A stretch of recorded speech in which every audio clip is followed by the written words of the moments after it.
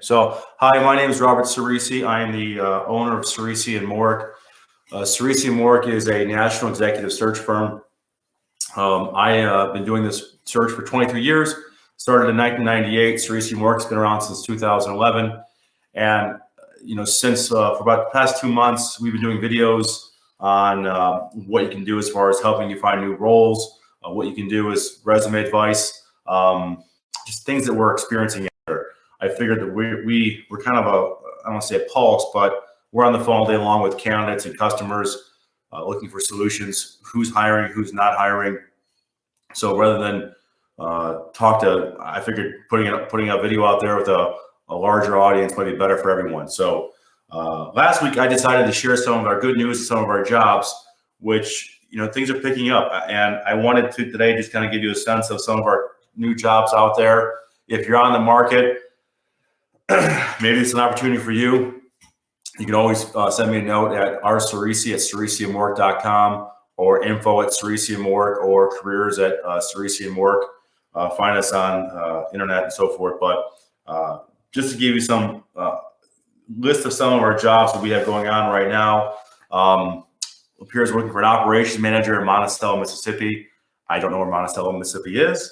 We're doing a search for a plant manager in Nashville, Tennessee.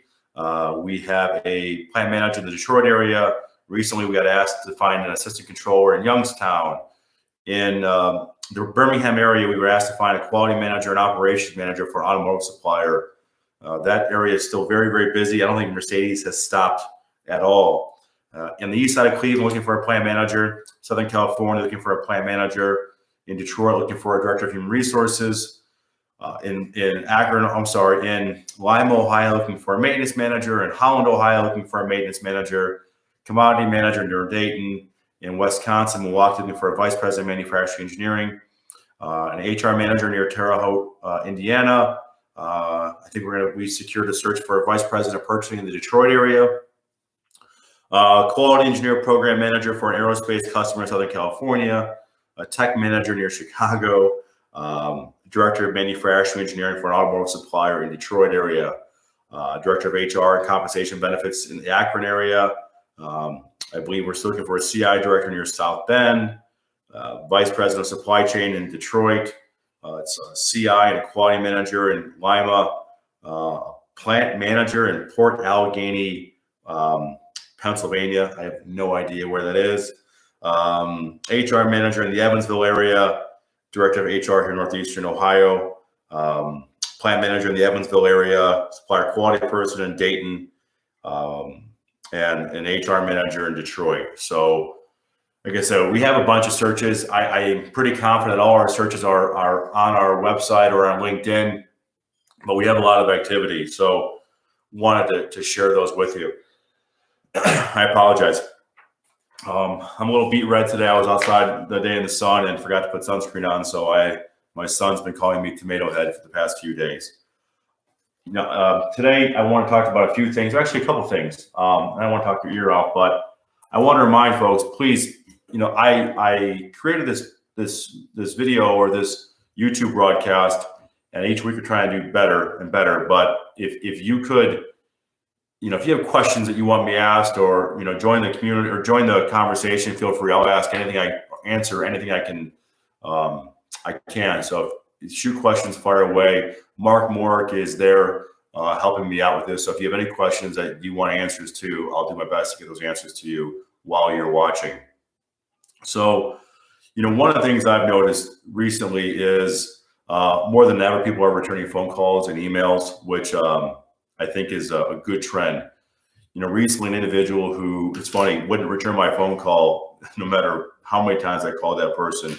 Well, he lost his role and he's looking for some assistance.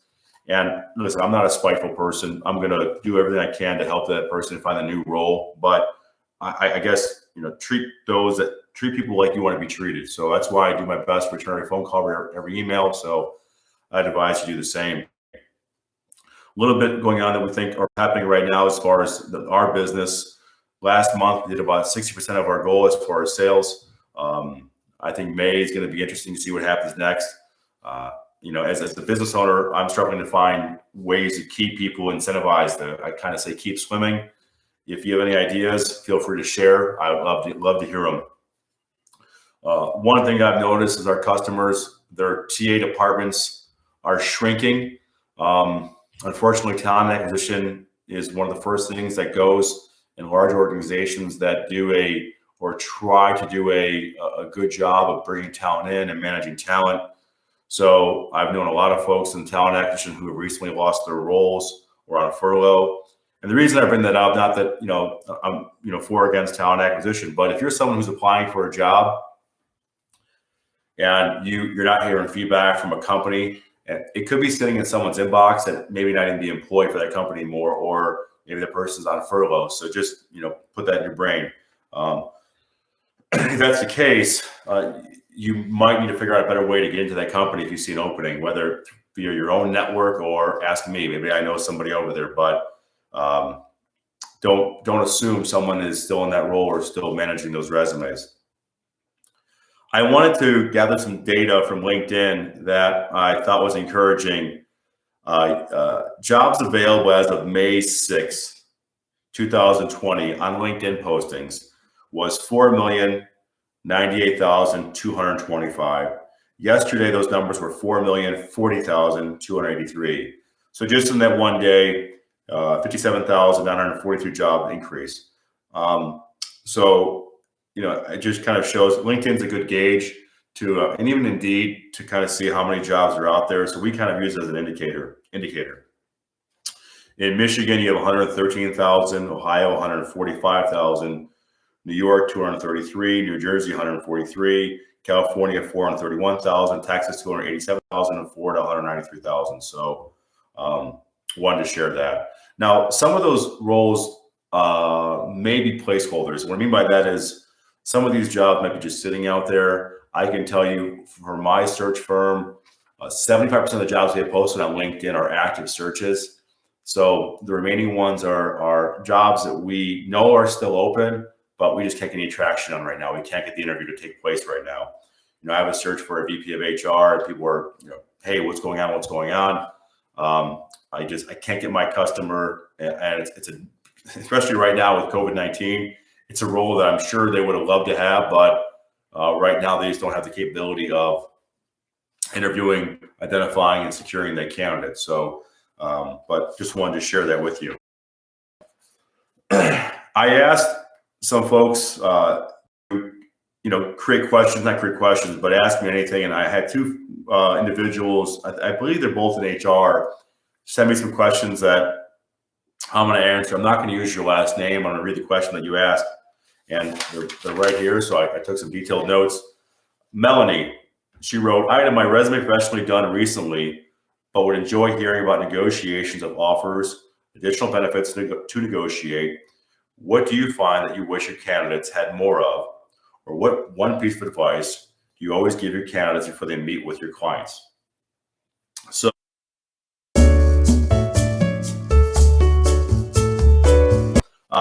So I want to go back, and Melanie, if you're in the room, and not, I apologize, but Melanie had asked a question about additional benefits to negotiate and so forth.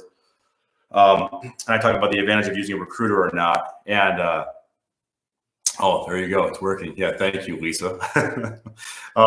So I always tell folks, don't negotiate against yourself.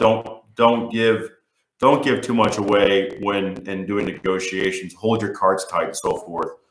Allow the employer to create an offer first. And some HR folks might hate that, but I feel that they're employing you, and I think it's fair to have them create an offer, and then for you to, if you can, come back and make a fair counter offer. Candidly, the best leverage you're ever going to have is when someone has asked you out. You're not going to get a raise by simply asking for it down the road, but if you, during the time of when a company wants to hire, is your best time to ask for certain things, and try to be fair too. For us, what we do is we ask our candidate, we say, hey, what do you want? What do you need? And we take that to our customer and we simply say, hey, Joe is looking for this. Can you do it? Great. If you can't, well, then this is what we can work with. But we try to, like I said, compromise and figure out what's best for both parties. What do we wish your candidates had more of? And what piece of advice do you always give candidates before they meet with your clients? Study the company that you're interviewing for. You would be surprised. I'm sure, Christy, you're an HR professional. You probably see this when you see when you're interviewing someone and someone doesn't do their due diligence on interviewing or their knowledge of the company. Whenever I interview someone, one of my first things, if I'm interviewing someone for Ciresi Morek, I ask the question, what do you know about Ciresi Morek? And if that person doesn't know much, it's a short phone call. And it's not an arrogance thing. It's just, hey, I'm investing in you. Can you do the same with me? I looked at your resume. I still have time to chat with you. I want to learn more about you. If you are not reciprocating that kind of effort during the phone call, well, unfortunately, like I said, for me, it's a huge turnoff. And even now, when I'm screening candidates for some of our roles, recently for some of our more senior roles, I always do a double screen. So a recruiter in my office might identify someone who they think is a good fit. Just recently happened today. And I just wanted to stamp that person. I don't like referring someone unless I stamp them. When I say stamp them, just feel comfortable that they are who they say they are, and they're gonna, do well in the interview. So today I talked to, in the past 24 hours, I talked to 2 candidates. One candidate hadn't done his research on the organization. The other one had. I was blown away. He knew more than I knew about the organization. And I wasn't really impressed. And when he impressed me to know that much about it, I said, no brainer. I'm going to get your resume out there. You've done your research. You've done your due diligence. So if there's one thing I can tell people to do when you're out of the interview, just do a little extra effort on the interviewing or the research. Know who you're talking to. Reach out to your network. Don't stalk them on Facebook or do anything creepy like that. But you never know. Maybe you went to the same school, maybe you work at the same company, but do your best to know a little bit more than anybody else. Oh, and part of that, and this is, I had another conversation. And guys, what I'm talking to you about is stuff I talk about all day long. A thank you letter, right? So I don't know if I talked about this in the past, but recently, an individual who I was helping to get a job, I asked her if she would send a thank you letter, or if she did. And this was a senior level HR role, a $200,000 job. And she simply said, no, I don't believe in them. Well, I said, well, you may not believe in them, but my customer might. And I can assure you that a thank you letter will probably go over well. I knew my customer. So we had a little bit of argument, and she did, and it paid off. Just a simple, hey, thanks for your time, appreciate your time. I like learning more about the opportunity, but just because you don't like a thank you letter doesn't mean that other folks do. So I guess I'm old-fashioned. Talk about a couple other things. Sarah, as a job seeker, I think my biggest questions are the hiring trends that are being anticipated as we start to come out of this crisis. Industries that will have done well or will get stronger, industries that have struggled and will continue to struggle. What roles and functions will be most needed moving forward? Will there be impacts at certain levels within organizations, middle management, and what more permanent changes might we see with hiring practices moving forward? I would say this. I talk to a lot of folks out there, and I think if you're an employer that isn't very adaptive, this might crush you. Some of my customers are doing a great job, and I'll have my next stories about that. But for example, one of the customers we have, 90,000 employees worldwide, has maintained full production with little to no COVID-19 cases, and they've created more distance between employees and given them options to wear face masks in highly populated areas. So they adapted very, very well. Not to say that others will. Well, I mean, you got to be able to change. I mean, hell, there are now COVID response teams. So that didn't exist 2 months ago. This crisis has a lot of them create jobs. I mean, look for example, with 9/11. I mean, that created TSA, and that created, the metal detectors on airplanes and so forth. So jobs we created. One of the things I thought about in this whole process was a lot of times my customers, and I don't necessarily agree with it, is like the 4 and the 5 and 6-on-1 panel interviews. Maybe you think it's a good idea, but I don't see 6 or 7 people in one room right now interviewing much anymore. But going back on the industries and so forth, like I said, I think this pandemic will create other industries, create other changes. So I just think you have to be adaptive. And and be able to make change quickly. Throw a different label on a package so you can use it as a medical supply. But those are just things that I've noticed. A couple other stories out there that I've heard before we get into some of the questions. Spoke to a general manager. He conveyed to us that he's been in process with a few companies. He had a FaceTime, Skype interviews, and will likely accept the position without ever seeing the physical location prior. So once again, he's interviewing, he's Skyping, never shaking a hand, yet he's probably going to get an offer and he'll probably accept the job with never seen the facility. And just recently, we got a search in Tennessee for a plant manager. So it's a confidential replacement, makes it a little tough. And I feel that we're trying to get as much information as possible. How are we going to go about doing this? And they were great with the idea of, okay, we'll do FaceTime, Skyping, and we'll do everything we possibly can. They, as confidential replacement, they really couldn't give that person a plant tour, but they have a facility that's relatively close, 5-6 hours away, that they're going to have that person go see that facility to get a feel for it. So, like I said, they're just being adaptive. They're just changing. What's your best option? We had a candidate recently, and this is for the HR professionals out there, about not branding, but onboarding. She just started the role this week. She was brought in for 1 day to get all the onboarding and paperwork done, and then she was sent home, got her logins, got her computers, and so forth. But it was interesting because this pandemic has created opportunities for some. And like I said, she came in, did all the paperwork, and she got sent back home. And I'm sure she's, like most of us, is working 12 hours a day. A couple of other things I wanted to note. I'm sorry, I talk fast and I apologize. We're running late because of, like I said, technical difficulties. So I apologize. One of the folks we know out there who's in TA, he mentioned they're giving workers extra incentives to continue to come to work. One of our customers had a record quarter. Their product is tied to medical supplies, and they're national company. They have a division here. They're struggling to try to find people who want to work rather than collect unemployment. But just the other day, I talked to an individual who was a plant manager, and he was expecting that most of his staff wouldn't show up, but 100% did show up, which, like I said, you never know. People want to work. People, I feel, want to work. You just got to create a safe environment, which we'll talk about here shortly. But in talking to some candidates recently, just some activity for you. And if you're an HR professional out there, you got to know this. Recently, we talked to an individual HR manager, great education, succession planning candidate. His company is not doing a good job following up with him with, what's next. There's not a good plan for that person, his future. And just last week, we had an individual quit a job that we placed at because I think the company may not have done the best job of delivering a message of what's happening. If you're not delivering the message consistently, people are going to be scared and they're not going to know what they're going to do, and you might lose that person. So it's all about communication. Another conversation we had recently too, and I'm not to get too much on this, but I kind of feel that positive attitude creates positive outcomes.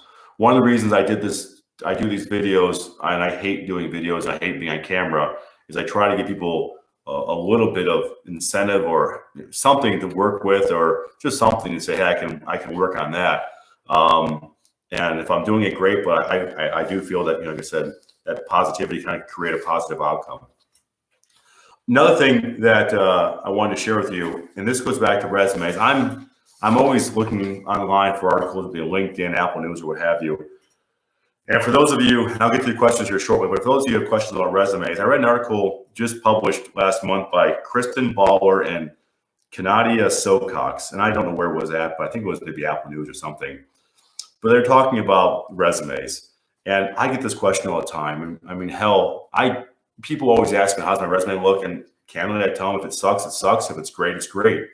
But I do my best to give people resumes of others who I think's resumes are fantastic.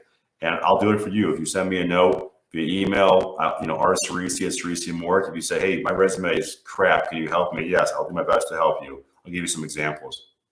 So I pulled some information from their article.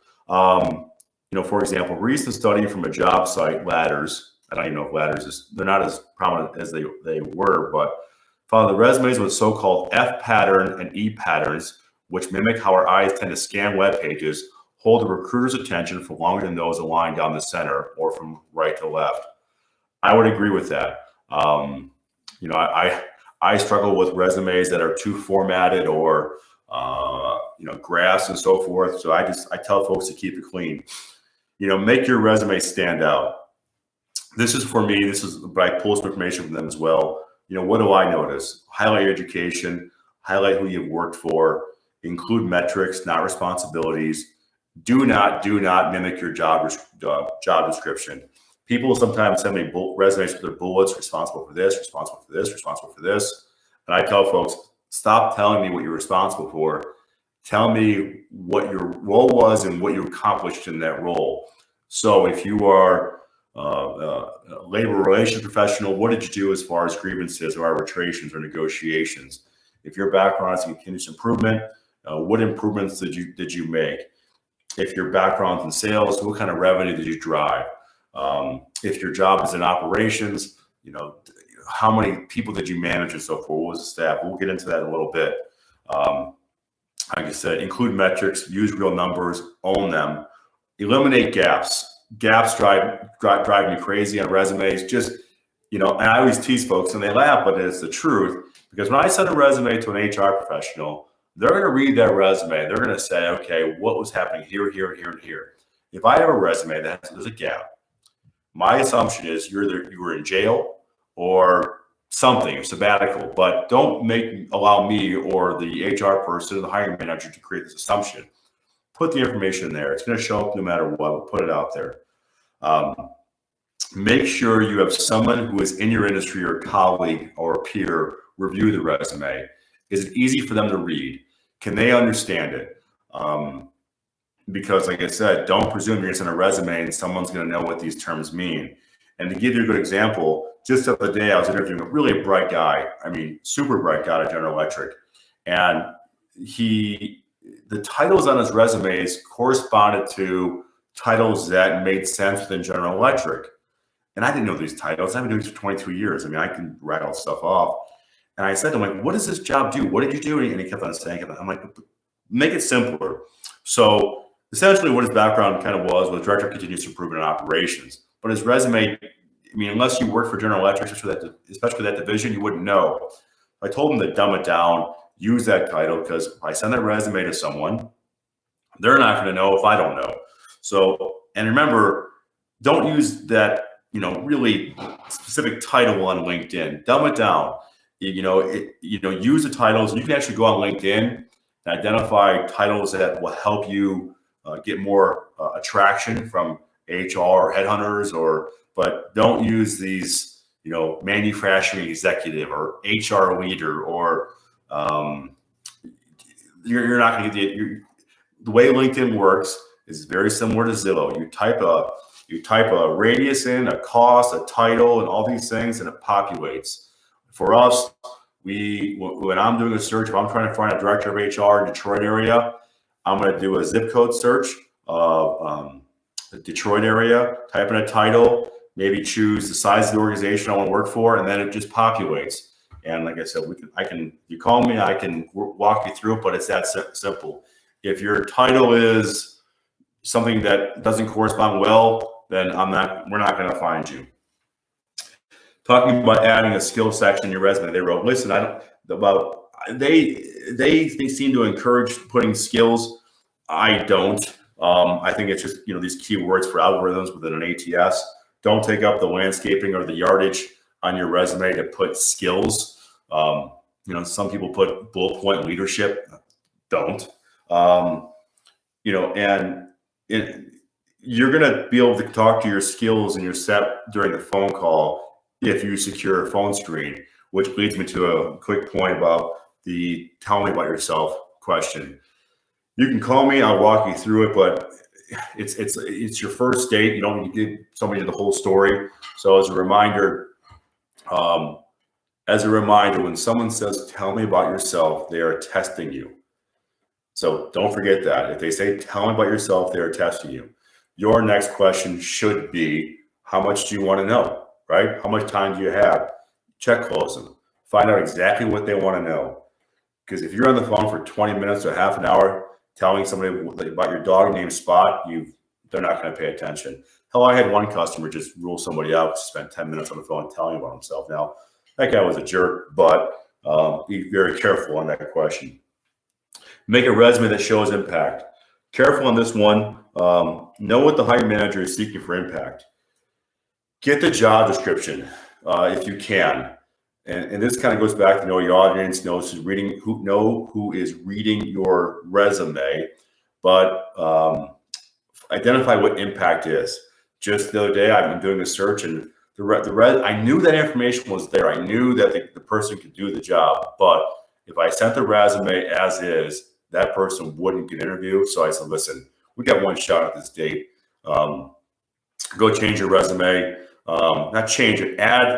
Add this, and I need this meat here to kind of create this appetite for my customers. So I gave them the job description, gave them the highlights, and said, wherever you can, add this honest information. So once again, making the resume that shows impact, metrics, improvements, sales, saving, lead times.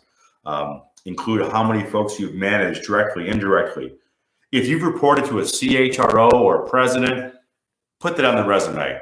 It will show just kind of your relationship with who you've worked for. I'm not saying put the name of the person, but if you're a CHRO out there and you've reported right to the president or CEO, put that out there.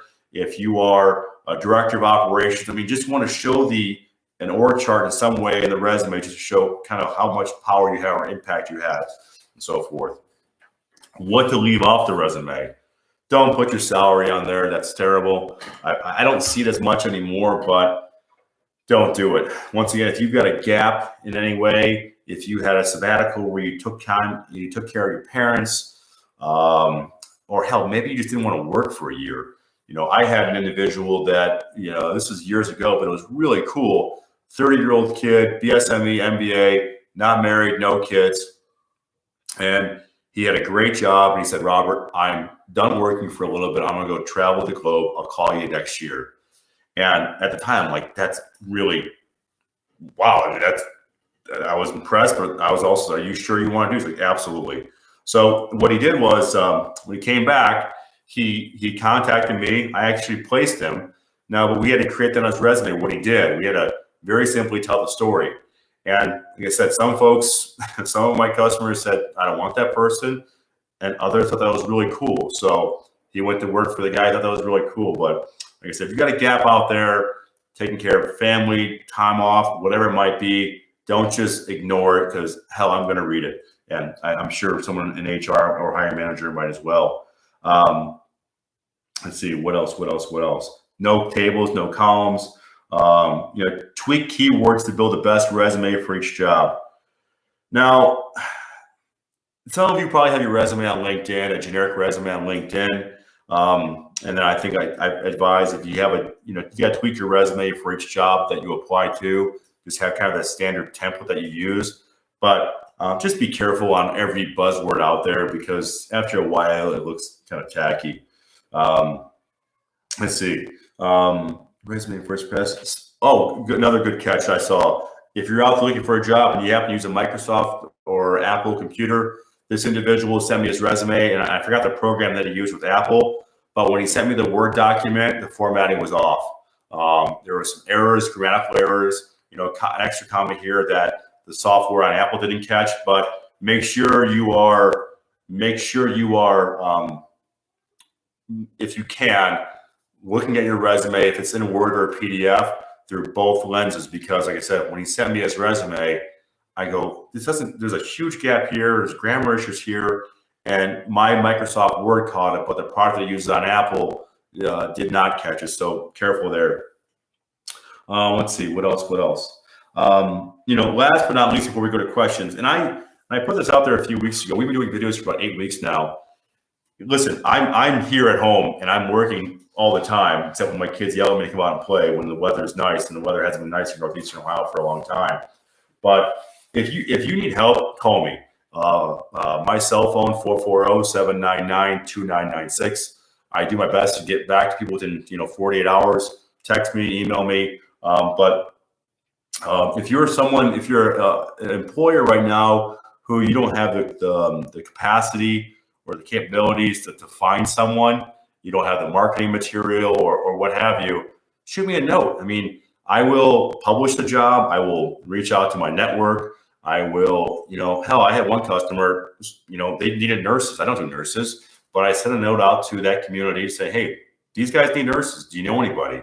So if people want to work, I have customers who need help. So if we can help in any way, let me know. So I'm going to kind of leave this out to questions right now to see if anybody has any questions right now. So, and I apologize. We'll get this fixed for next week, but let's see. Brian, hey, you're back. Christy, update a link. Excellent. You're back online. It's working. Agree.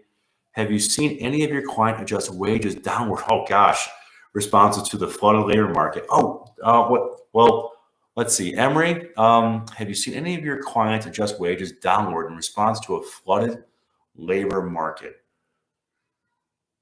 I have not seen my customers create offers based on the labor market. For example, none of my customers said, well, now we can, simply offer this person X because, the supply and demand has flipped. If my customer did that, I think they're a piece of garbage, candidly.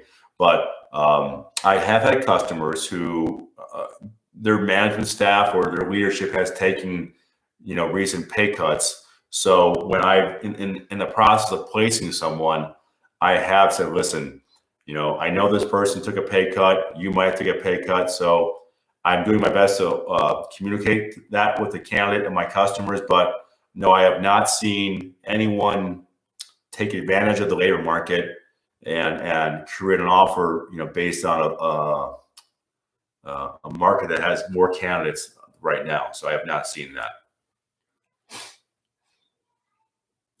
Does anybody have any other questions?